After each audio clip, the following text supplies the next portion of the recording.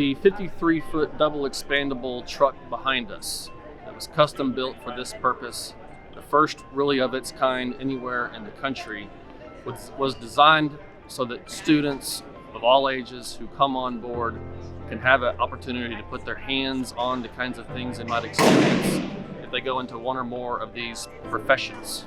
I learned about this initiative about 2 years ago, and ever since I've just been completely in love with it, because it addresses the one thing that we really have been missing in the state, is a way to showcase this to people early enough that they might want to go into this pathway. This is an opportunity for kids to get a chance to learn about construction and robotics and engineering and truck driving, operating a backhoe, all sorts of great opportunities that they could go into and create not just a job, but a career. We've created all these wonderful pathways, but if they don't have an experience or an opportunity to learn about what's down that pathway, they're not going to go down that pathway.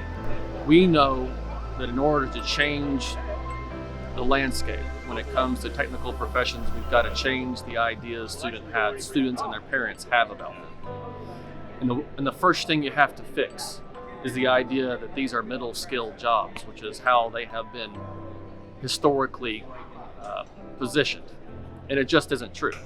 We have careers that you could do all sorts of things in. You know, we have lawyers, we have attorneys, we have healthcare professionals in manufacturing too, but these folks here are the ones that make it go. They're the ones that build the buildings. They make our phones, they process our food, all the things that we interact with every day. Our industries are such that we require people that have talent and problem-solving capabilities. That doesn't mean you're a one-trick pony. That means you have the ability to ride all the ponies. The more states that are participating in this effort, the better off we all are. We are not competing with each other for talent. We all have enormous amount of talent in our own backyards. They just need to know what their opportunities look like. We have Kentucky Fame, we have apprenticeship programs, co-op programs, internships. Those are great, but we're hitting them too late. We're asking them when they're juniors and seniors, to go into this, career path or to look at this career path even. If we can hit them when they're in second or third or fourth grade, seventh grade, then it's more interesting and we're a more compelling story. This truck does a wonderful job of doing that. The governor of Arkansas, Governor Asa Hutchinson, is on record over and over with crediting Be Pro, Be Proud with the increase year over year in our high school graduation rates in Arkansas. We have two-year college presidents that have credited this program with an increase in their enrollment numbers.